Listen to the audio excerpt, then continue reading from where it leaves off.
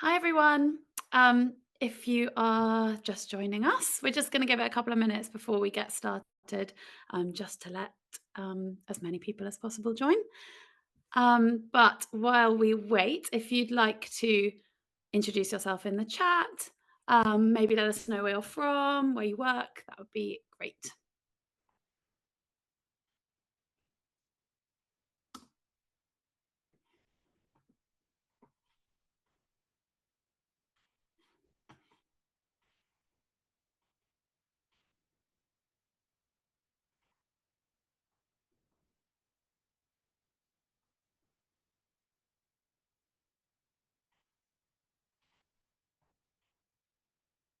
I can see numbers are creeping up. So if you've just joined us, thank you very much for jumping on.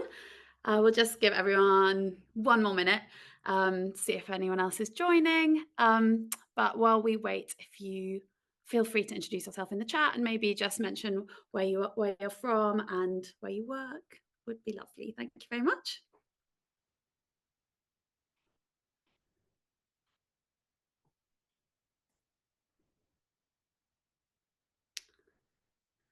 And we have a lot to get through today, as you can imagine. So I will just jump in with a few housekeeping bits while people are still joining. So we would love you to use the chat throughout to discuss topics, leave any comments. But if you have specific questions that you'd like us to answer, then it would be amazing if you could use the Q&A. Then we can try and answer some of them during the webinar and sort of group them together to answer as many as possible in the Q&A at the end. So yeah, please use the Q&A function for that.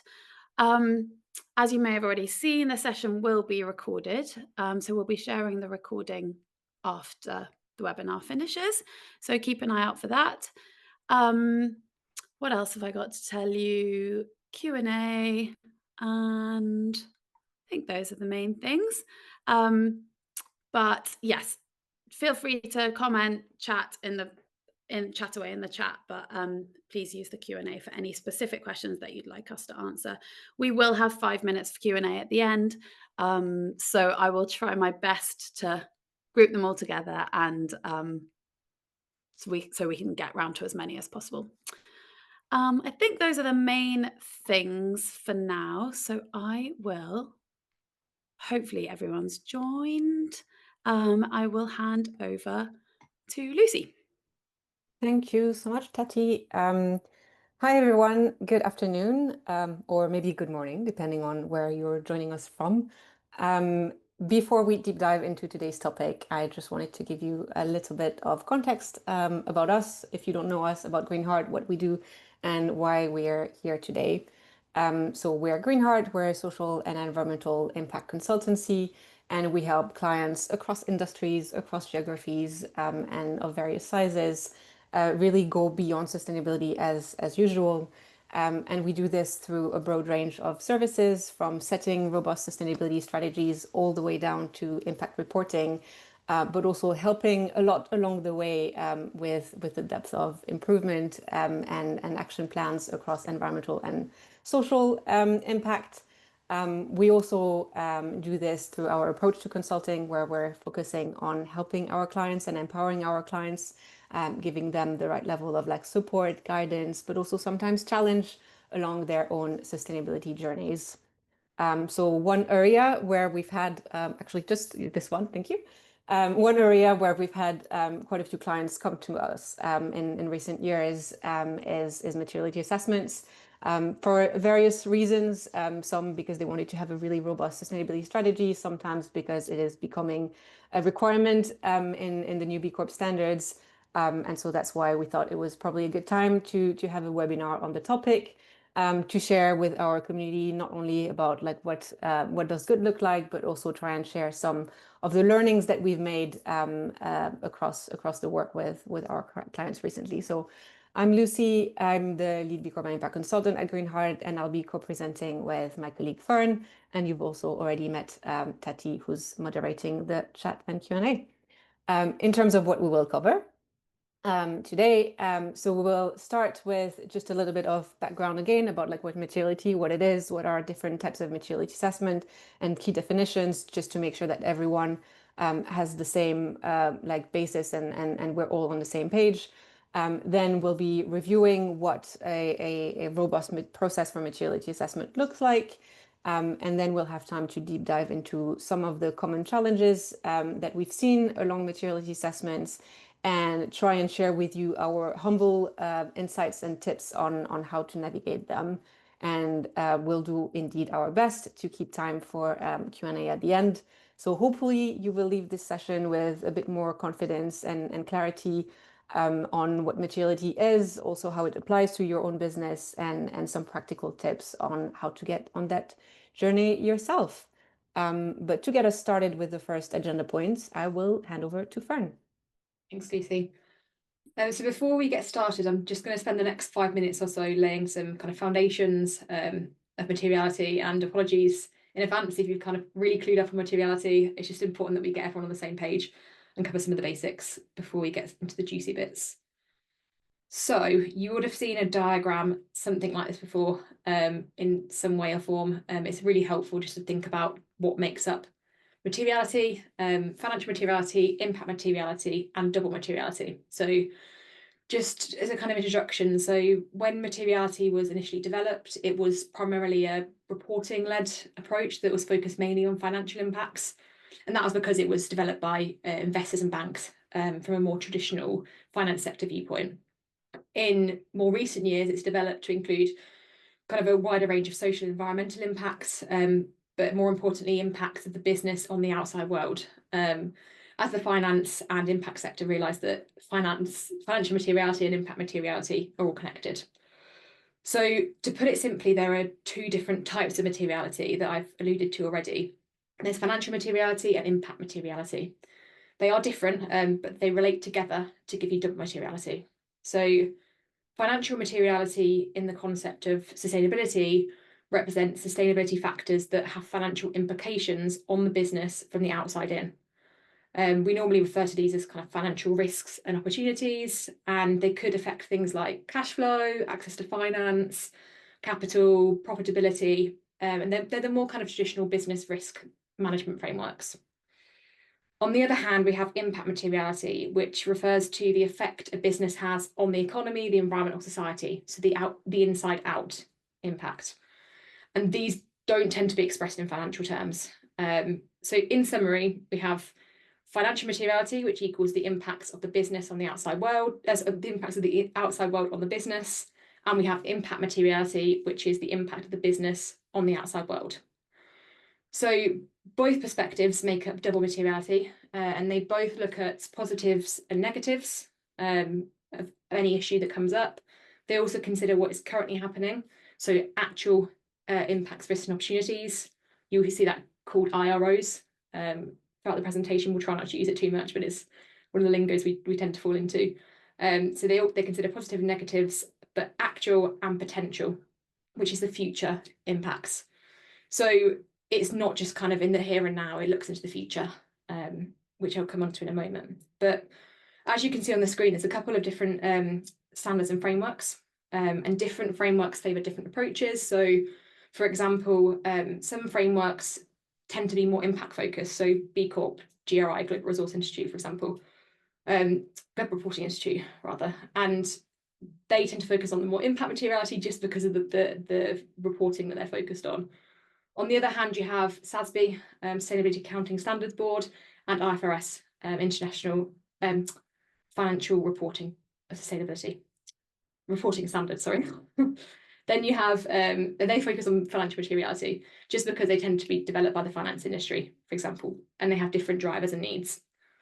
So a couple of years ago, the European Commission kind of brought these together into what we call double materiality, and they essentially developed kind of requirements for various businesses throughout the EU under what we call the CSRD, the Corporate Sustainability Reporting Directive. Under that, we have something called the ESRS, European Sustainability Reporting Standards. Sorry, there's so many acronyms, but we'll try and kind of decode them as we go. That basically coined the term double materiality, and that focuses on both impact and financial materiality. An important kind of element of all of this is that materiality assessments aren't just limited to environmental or social issues. They should be holistic and cover a range of issues that cover the whole of sustainability. So why does it matter? Why do one? And we've purposely kind of ordered these in areas that we think are the most important. So firstly, we have strategy. Materiality assessments can provide a holistic view of the business and its interactions with people, the economy, and the environment. Double materiality in particular can be a very helpful prioritization tool to inform business strategy. So it means that you're not just looking at kind of issues that a certain group of people think are important. You're kind of trying to make an unbiased view and trying to touch on all areas that are important to the business. And that could be both, for example, financial and impact materiality. The second one is resilience, which leads on nicely from this. So materiality assessments ensure that you look at the present and the future. And for so long, businesses have failed to prepare for the future. They're thinking in these 3 to 5 year business cycles. And we know from the past few years that those disruptions are becoming more and more likely, whether they are disruptions from environmental or social issues, or actually inherently both altogether.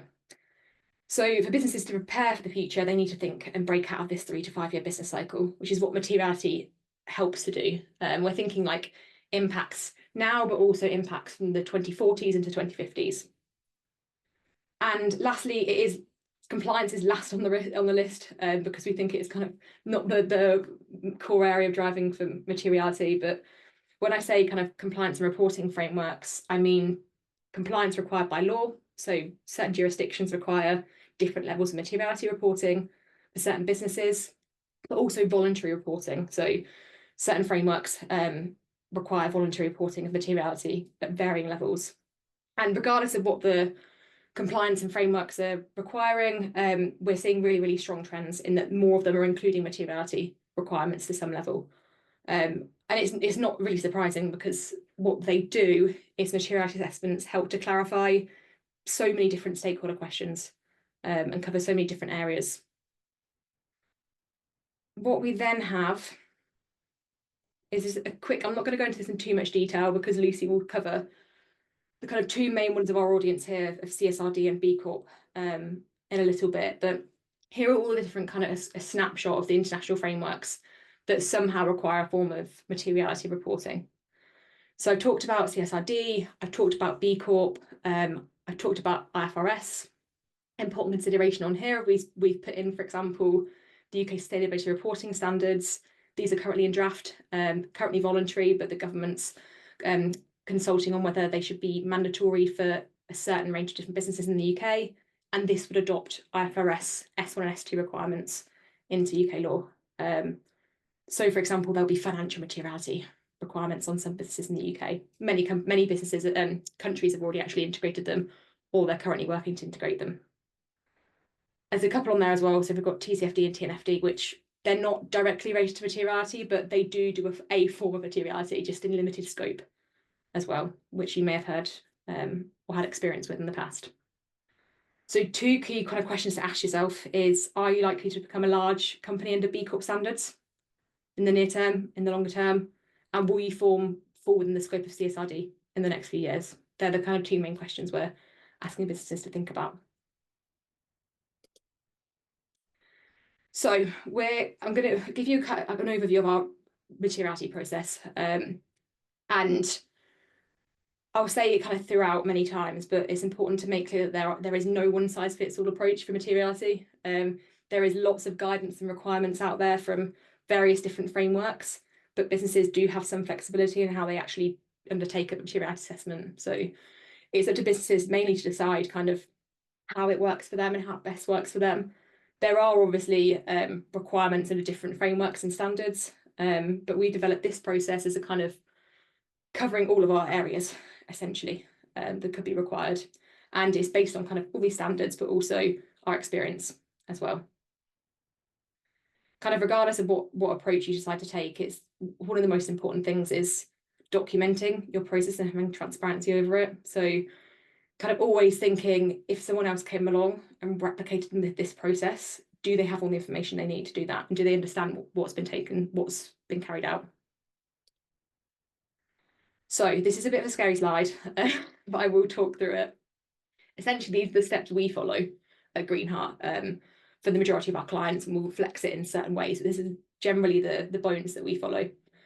So obviously, there's a lot here, but like I said before, it's based on best practice guidance, but also our learning and experience as well. So all of our projects start out with a mobilisation.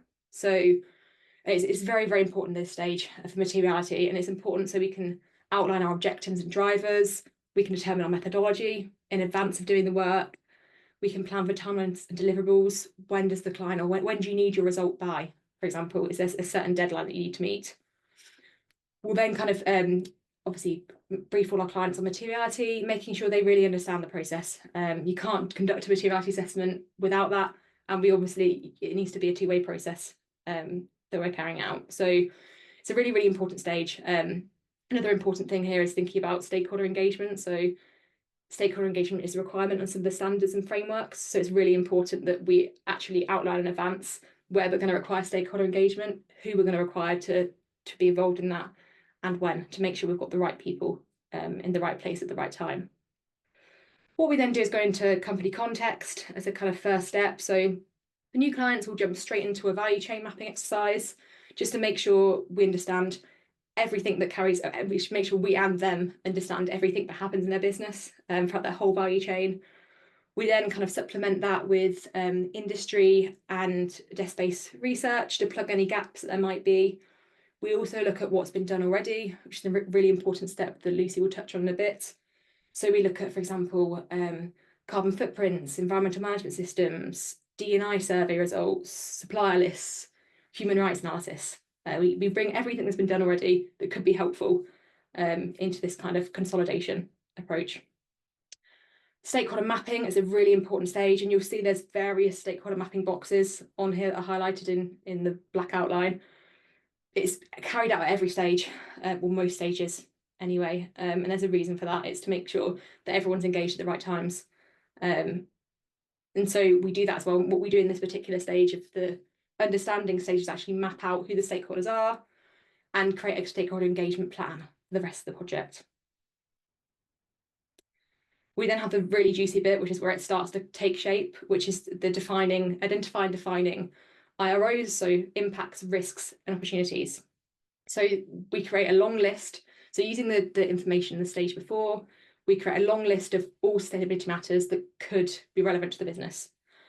And you can imagine that's quite a long list. It's called that on purpose. So we identify all of them, and we then define all of them. So it's really important that we define all of the IROs, because we need to make sure everyone is clear on what they actually are when it comes to the scoring stage, so that we have the distinct issues that we're looking at. Once we kind of have this, we then move on to the scoring. So assessing and quantifying IROs.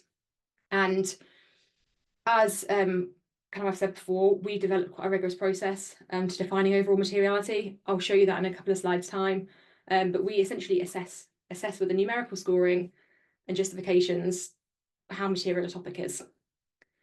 Obviously, there's stakeholder engagement involved in that, but what we do then is validate the results. So you'll see in a minute, we have a basic and extra step where we kind of add a human lens on our materiality scoring, just to make sure our scoring is picking up everything it should. What we then have is kind of what we do with the results. So once we have the scoring and results, you're left with basically a giant list of issues and how material they are. So this is a stage where it's really important to help analyse and visualise the data so that actually the business can communicate it to all their different stakeholders. And it's usually, for example, developing charts, graphs, infographics, tables, anything that can help communicate a really complicated web of issues in a really succinct and clear way.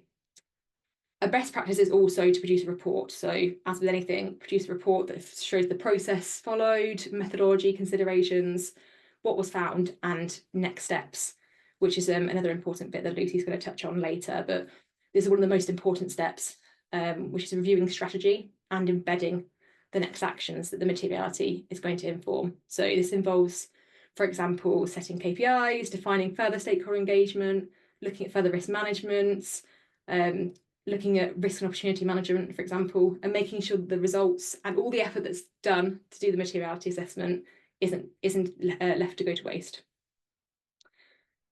And like I said before, stakeholder engagement is really key throughout all of this. And considering a wide range of stakeholders is recommended by both standards. I'm sure Lisa will touch on this in a bit as well.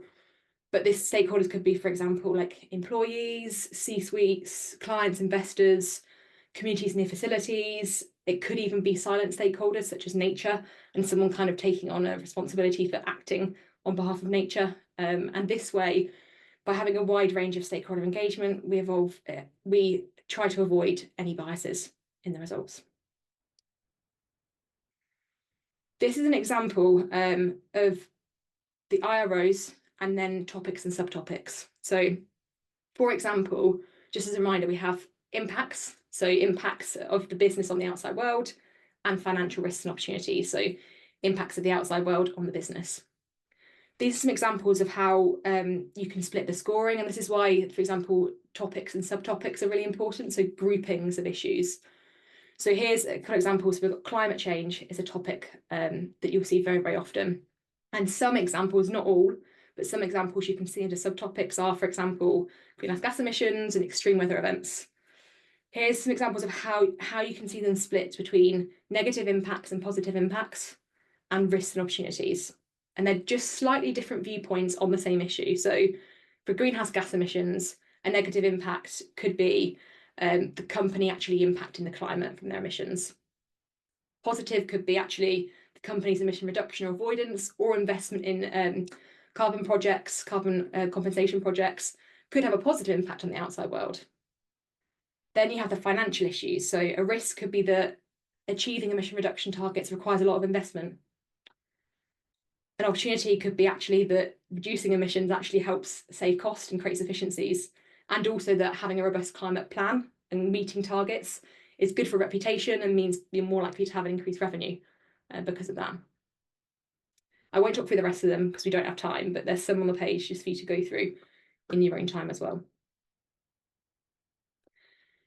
This is where it can get complicated for materiality. So here's an example of our scoring process. And like I said before, there is no one size fits all approach.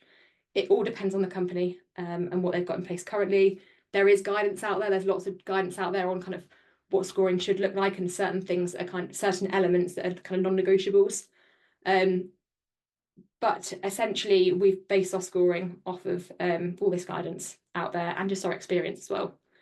So one thing we will always do is align any scoring with any current risk management practices or risk assessment practices in place in the business. So most businesses will have a risk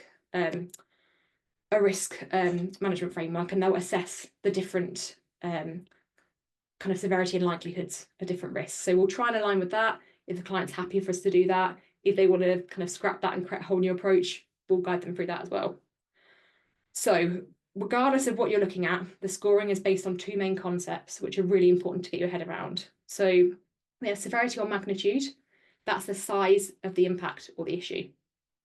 Then we have likelihood, which is how likely it is to occur. So for actual IROs, the score is always the highest it can be because it's already occurring.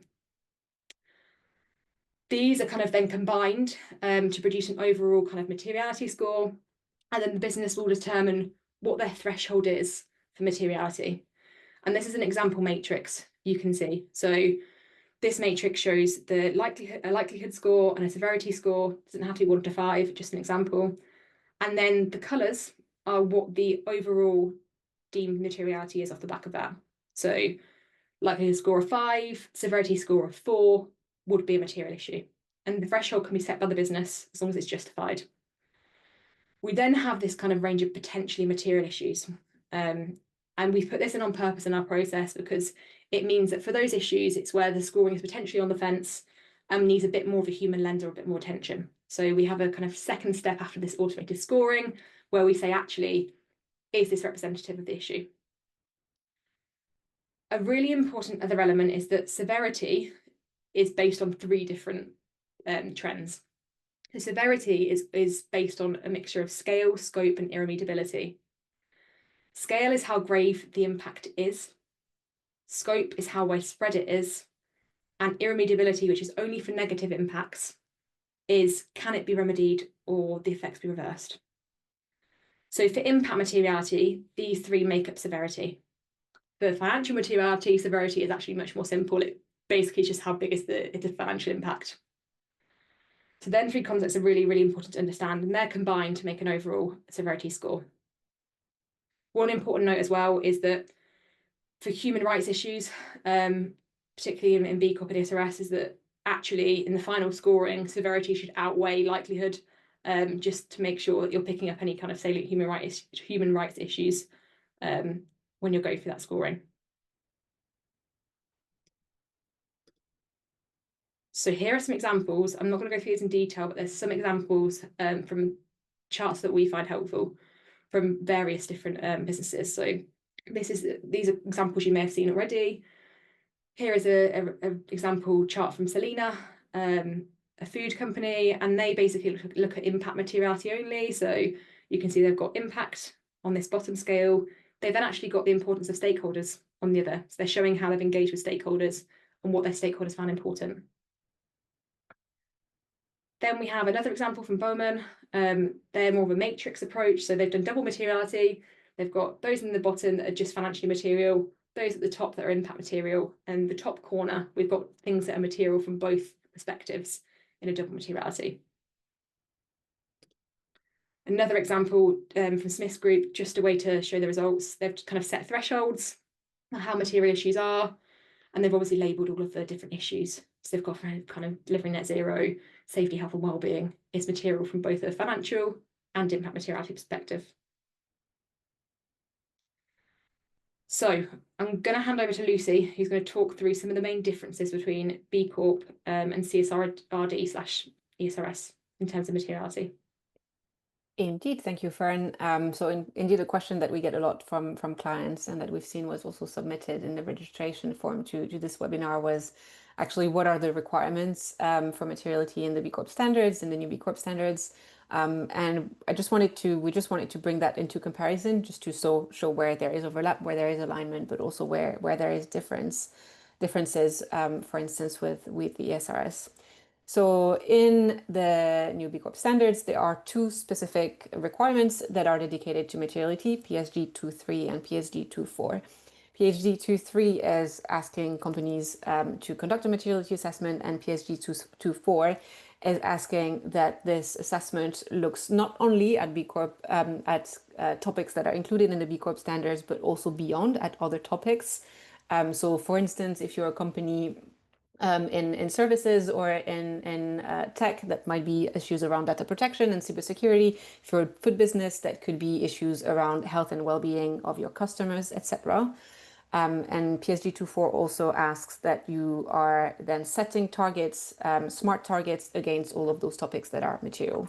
PSG 2.3 and 2.4 apply to all companies that are classed as large in the B Corp standards, meaning that they are either at or over 250 full-time equivalent employees, and or at or above $75 million revenue, US dollar revenue.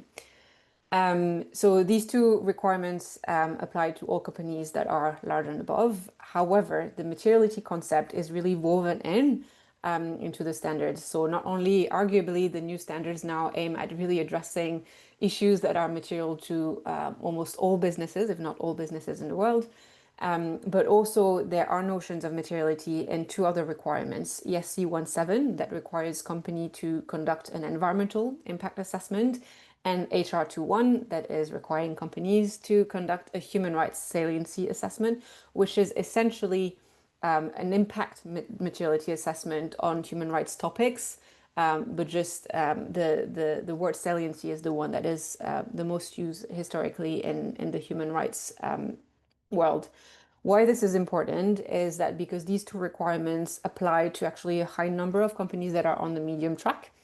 So unless you are classed as service with minor in B Corp, then those two requirements will apply to you.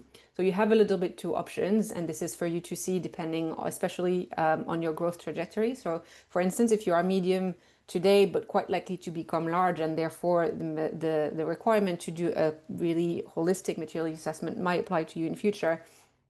You might want to do this holistic assessment early on, so that you embed materiality thinking and those systems early on. However, if you're medium and likely to remain medium for a while, you can completely just conduct two separate assessments, focus on environmental impacts and focus on human rights, and that completely fulfills the requirement.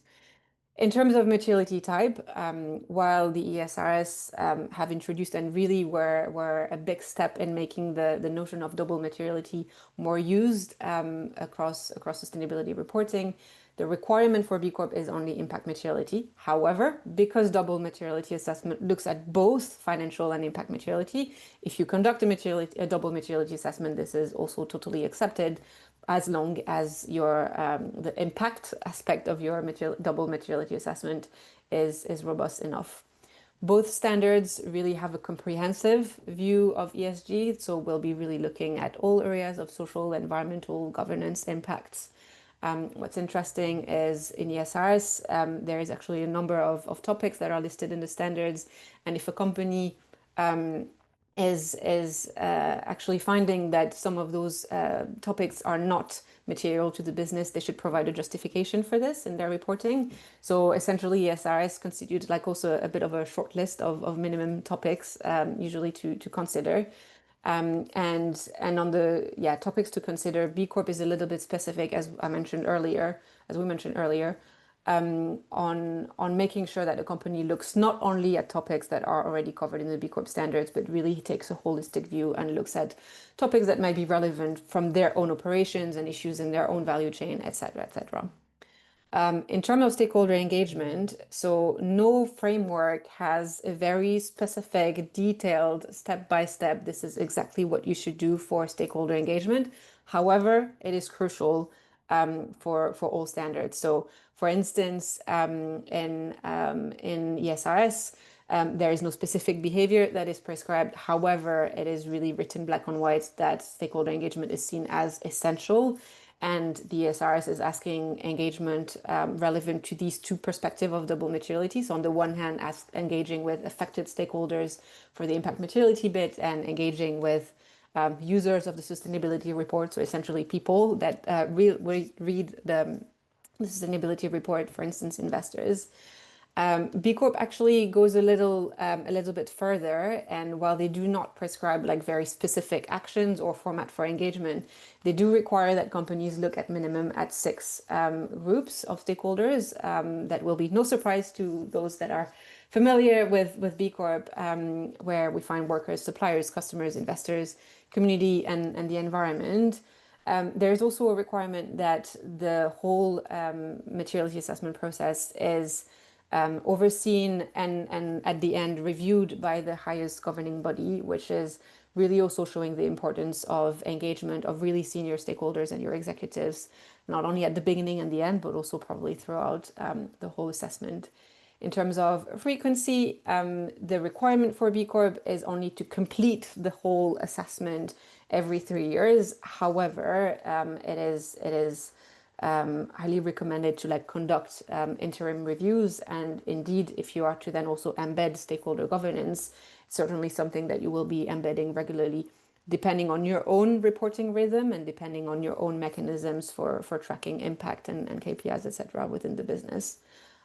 While this is something that will be reviewed annually in the SRS, because of the whole motivation behind materiality, because in the SRS materiality is done to assess what will need to be reported on, then it follows the same cadence as reporting. In terms of what to disclose, i.e.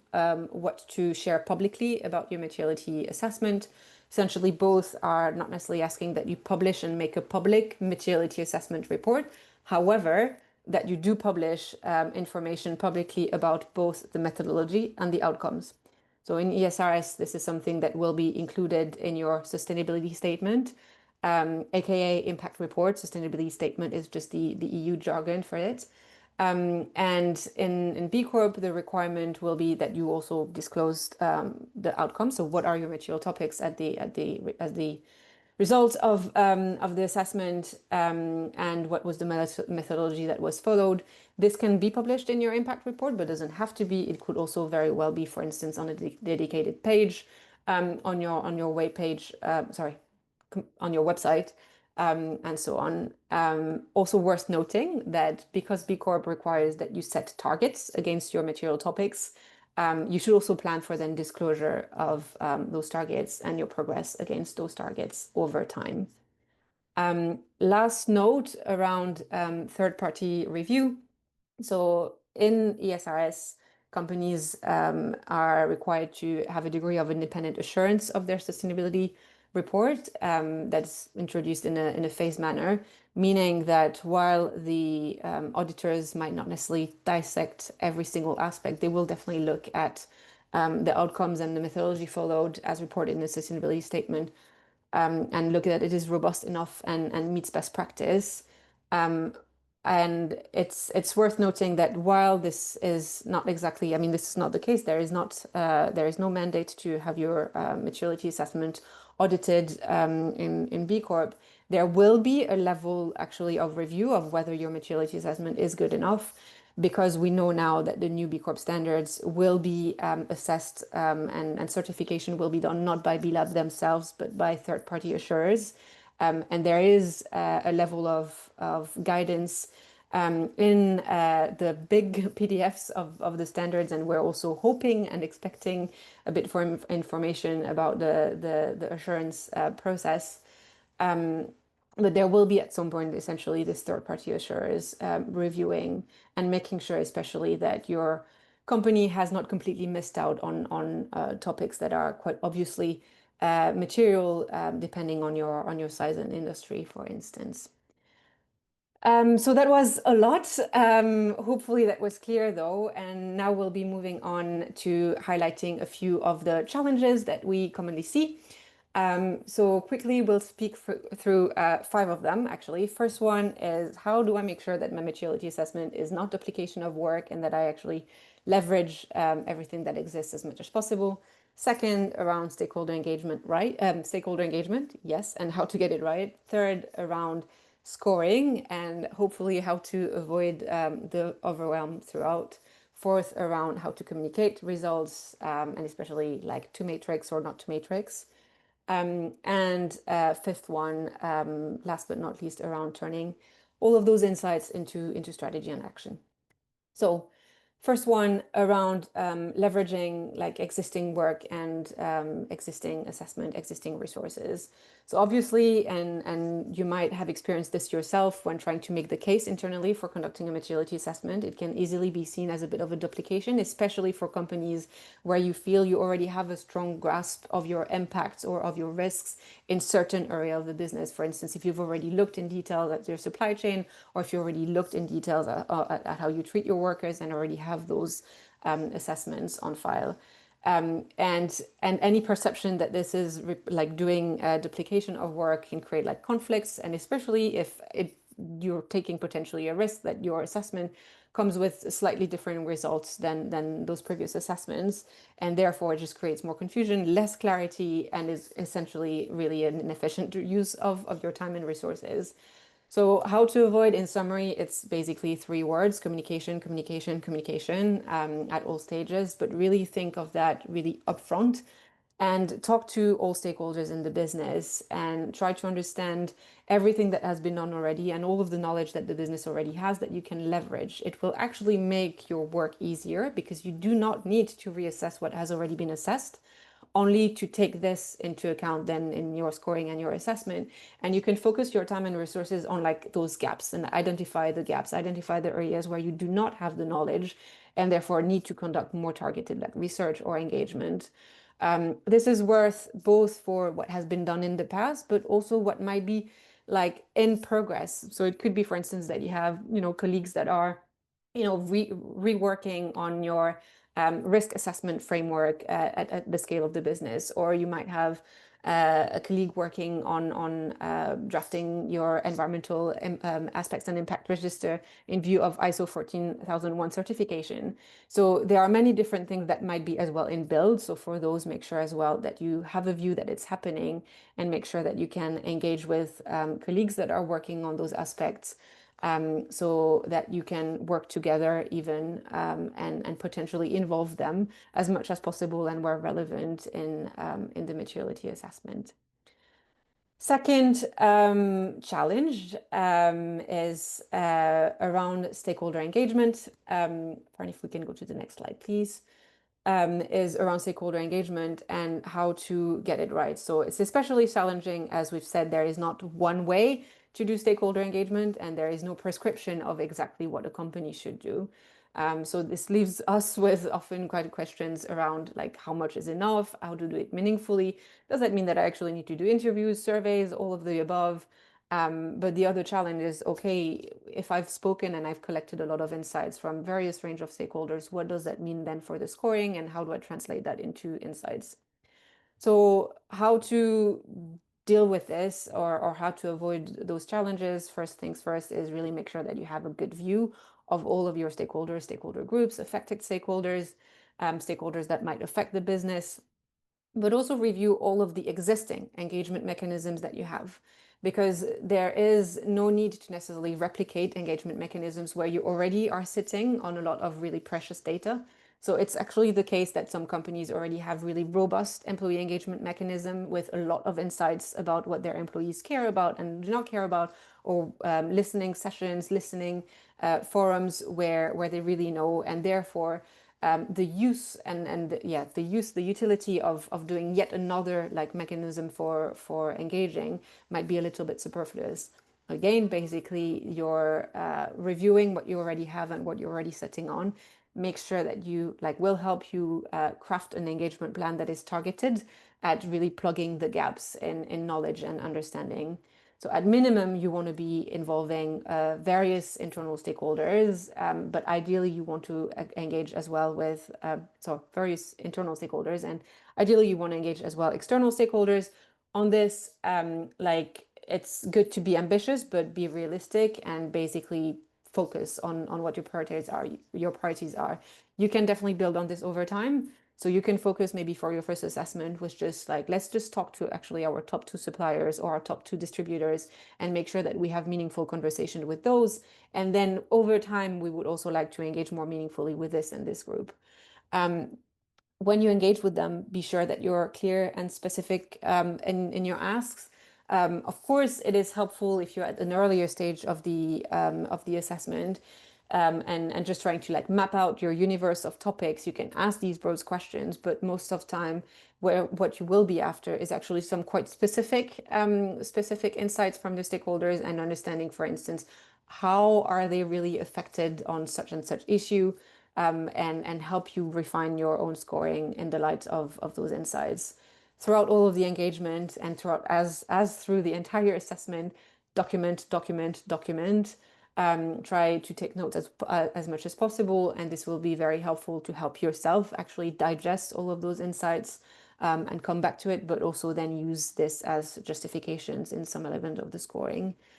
And a last thing on that is also make sure that it's not thanks for your time and see you never. On the contrary, really use this as a step towards building more meaningful relationship with all of those stakeholder groups. Follow up with the results, ask for their feedback, and improve those communications, and use this as a step to meaningful engagement over time. Third challenge is around scoring. So scoring is, again, next slide, Fern, please, is one which can be a little bit overwhelming, even if you are an Excel whiz, and Excel is usually your comfort zone, because it is something where, we've discussed a little bit, for instance, the scale and numerical methodology that we use at Greenheart, but it's also something where there is no prescription, and this is very much for you to set your own methodology. So the challenge are around what formulas to use for. It's all good to know that you need to assess scale, scope, and irremediability, but then do these add up? Do I multiply? Do I take an average? This is essentially for you to decide what makes the most sense, as much as it also is on you to decide what is the relevant threshold. Like there is no guidance on like, you know what, 2.5 out of 5 or 3 is what should be a material threshold. So these are things that you should decide on and be quite confident about. This is the methodology that will be used, especially as this is something that you will then need to apply across a really high number of impacts, risks, and opportunities. If you've listed, say, like 40 to even 80 topics, and you have actually identified impacts, risks, and opportunities against all of those, you can easily find yourself scoring not even 100, but like 200 or 300 impacts, risks, and opportunities. It has happened. So overwhelm is guaranteed, but how to keep sane in the madness is use everything that you already have as much as possible. You already have the insights, you already have some knowledge from previous assessments, and that should help you then inform the scoring. And try as much as possible to keep consistency, but document. And this, I cannot insist enough how helpful it is to really write down the justification. It takes more time, but see it as a time investment for your future self, because it helps you then repeat the process and makes any review process of your materiality more efficient, as you'll be able to remind yourself as to like why you've scored a certain way, and revisit if anything changed, or if, for instance, future reviews or future engagement lead you to like questioning or reviewing some of those assessments. Also, don't do it alone. It's best practice, not only because it's best practice, but for your own sanity. So bring a second pair of eyes, be it a colleague, be it an external partner, to do the scoring. It's helpful to chat through. And another thing is, because there is actually no limit to the number of material issues, it's all well and good to have this binary vision. It's helpful, for instance, in CSRD, where you need to decide clearly what do we report on or what not. But it can be a little bit challenging for prioritization and strategy. So what we recommend is to have also another lens of materiality and think of all of the material issues, maybe what are the ones that are critically material versus the ones where we already have controls in place, and thus don't need necessarily as immediate action, etc. And this is very much for you to shape. We've actually used different labeling for various clients based on what was best suited to them. But then is something that helps you then like making a bit more sense of everything that comes up as material in scoring, and turning it into prioritization. All of this is done through, like we've mentioned already, human sense check. And this human sense check is really essentially critical, like especially critical for aspects where severity needs to bypass likelihood. I'm going to go a bit faster on the two next ones, because I'm aware that I want to make sure we have time for Q&A. Don't overthink whether to matrix or not to matrix. This is not something that you have to do. So only do a matrix if it helps you. But when it comes to visuals, really think about what are the key messages that you are trying to articulate and to whom. So luckily now we have more and more companies that start publishing materiality assessment reports in the wild. So take inspiration, look at what everybody else does, and try to shape a visual that makes sense to you. It doesn't have to be a matrix. It could be, for instance, a table. Here I've just put one example of Barry Callebaut, because in a very, very, very simple manner, they managed to capture in a table like all of the different topics, which one are material, are they like the level, if it's like low, high, medium, and also capturing that layer of stakeholder interest, all in one very easy to digest table. So this really take inspiration from others, and also make sure that whatever you craft is aimed at the key message that you are trying to communicate. Last one, and definitely not the least, is, well, now that I am finally done with this materiality assessment, now what? And this is essentially the most critical step of all, if I may, in the materiality assessment, because all the work that you've put into your materiality assessment is only worthwhile if it gives you more clarity on what to do afterwards. So remember that like it starts at the beginning. So the clearer you are from the beginning on what you're trying to achieve, what your motivations are, is it regulatory, is it compliance, is it reporting, is it setting your strategy? The clearer you are about this from the start, the easier it will be at the end. and also think actually upfront in the beginning about what your next steps could be once you have answered question X. So once I know that my materiality issues are X, Y, Z, what do I need to do next? So for instance, already a plan if what you'll need to do is prioritize the ones where you have the biggest gap in controls and do a bit of a risk review around those. Is that planning like strategy workshops, sessions with other stakeholders? Is it setting targets? Setting targets is one that you should do for B Corp. Is it reporting, etc.? Again, emphasizing on the importance of senior stakeholder engagement. So really make sure that senior stakeholder engagement is not something that you just do at the moment of getting sign off for a materiality assessment and then at the end saying, yep, it went well, but really, really, really embed senior stakeholder engagement throughout the assessment, because this is also where, well, not only you will bring in more insights from those stakeholders in the assessment. You will build buy-in around the process, the outcomes, its results, but also this is where you will have nuggets of information on like what would be helpful ways to communicate the results. Yeah, and address that feedback. So concluding on just a few final reflections and what we hope you can take away from this webinar. So the clearer you are at the beginning about following a robust process, and the clearer you are at the beginning about your objectives and what steps to involve, the more you will reap those benefits of the assessment. However, keep in mind that there is not one size fits all approach. So while there are some key steps that you will need to follow, what those steps concretely look like is very much for you to shape and improve over time. So minimize the pressure on yourselves to get it perfect the first time. Really try and be guided by your own impact compass in doing this meaningfully. And to do that, stakeholder engagement and internal communications are really the game changer. Stakeholder engagement, because this is really where you get all of the key qualitative insights into where you have impacts, and internal communications around really building momentum around this assessment that you're conducting.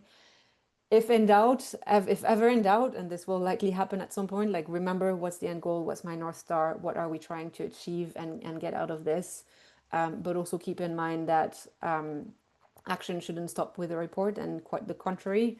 Like the assessment again is only valuable if it helps you like gain clarity on your work, knowing, really understanding which are the issues that you need to prioritize as a business, either because of the impacts that you have, because of the impact that it has on you, and gain clarity on how to set strategy, targets, embed this in the business, etc. Hopefully that was helpful. And obviously, if you have questions or would like any type of support in conducting a materiality assessment yourself, would be happy to chat. We've been told we're not too bad at it, but don't take my word from it. For it, we've actually here just shared some like testimonials from recent clients. But yeah, more to come in the near future as well as we conclude the other materiality assessments that we have going on. But yeah, I think we've managed to keep some time for Q&A, so yay us. And yes, if we can go to the last slide for the Q&A. Obviously, if you need help, please get in touch. If you do not, then happy if that was helpful. And so if that was helpful, please feel free to say thank you with a shout out, or a little follow or a little love on LinkedIn is always appreciated. And yeah, over to the Q&A. Thanks, Lucy. I have got an interesting question from Susanna. She has asked if there is a list of potentially material topic areas to prompt discussions with stakeholders, and prompt discussions to research. It's obviously a very broad topic, so just trying to explain outside of our little bubble, maybe your sustainability team, for example, and wondering how you could use those prompts without them being considered leading. Start, Fun? Yeah, that's good.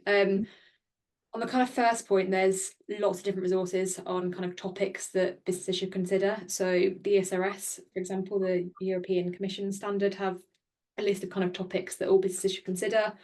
You also have, I mean, all of the standards provide lists on kind of what topics certain businesses in certain sectors should consider. So you can find loads, for example, SASB, GRI, B Corp, Future Fit. You'll find a list. Some of them do go into, like I said, sector-specific ones. So you can search your sector and then look at the issues, the topics that you should perhaps consider. On the kind of leading element, in stakeholder engagement in particular, and Lucy will be able to add some bits onto this. It is a fine balance between kind of giving the stakeholders that you're engaging with enough information so they can actually prompt responses and give you valuable responses. And there's obviously a balance between that and kind of giving them too much away and leading them into a certain direction as well. So it's kind of found a fine balance between those two elements. Another one to add on just before Lucy adds anything in as well is the fact that stakeholder engagement can be continuous throughout the whole process. So when you do scoring on a certain IRO, you may think, I actually can't score this because I don't know enough. I need to get someone else's viewpoint on this before I add to the scoring. So that's where it could be potentially more specific questions to certain stakeholders based on any gaps that you notice in your own understanding as well. I'm sure Lucy's got some bits to add to that as well. Not a lot, but just I think good to keep in mind as well that it's not necessary to engage all stakeholders on all topics, and you can absolutely focus stakeholders on their specific areas of expertise. And also everything, I'm from the point of view that everything is an insight. So even, for instance, challenges in your colleagues understanding certain topic or seeing the importance of a topic is in itself also an insight, and maybe something that as a sustainability expert you can see as a risk, etc., and that you can assess. So that was all I had to add. Thank you so much. And we just had another question about verifying a materiality assessment. And does it need to be verified for example, for B Corp? And if so, who should we go to? Materiality assessment does not need to be verified for a B Corp. So you can completely conduct that without the help of the consultancy and just do it yourself internally with the support of your colleagues. Just keep in mind that there is some quite detailed compliance guidance in the new standards that you should meet, and that this will be assessed by the third-party verifiers through B Corp certification under the new standards. So at some point there will be this third-party verifier that will be looking at whether your materiality assessment does meet the B Corp standard, and is it good enough in that sense. So what you can do, however, is ask feedback from peers or from a consultancy to just give you another external view on whether that is good enough or not, but it's not a requirement to have it verified. Thank you. And I think all the other questions we have answered during the webinar. So unless anyone has any final questions, speak now or forever hold your peace. And Or get in touch. I was just going to say, I've also added some links into the chat. As Lucy mentioned, we'd love a follow on LinkedIn. And also feel free to sign up to our newsletter for more useful nuggets. And of course, drop us an email at our contact@Greenheart address if you have any specific questions or if you'd like any help.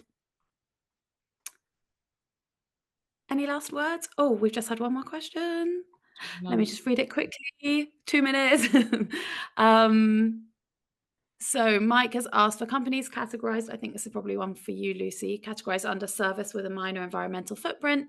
I'm assuming even the carbon impact might not be as heavy as other sectors, but the whole materiality assessment process would still be similar. Sorry, which I'm sorry, I don't know where the question was listed. Q&A, Lucy. I think, yeah, I can add to it. It's I think yes, the whole materiality process will be very, very similar regardless of your carbon impact or not. It might just mean that you have, for example, the materiality would come out differently as a sector that had high carbon footprint, for example.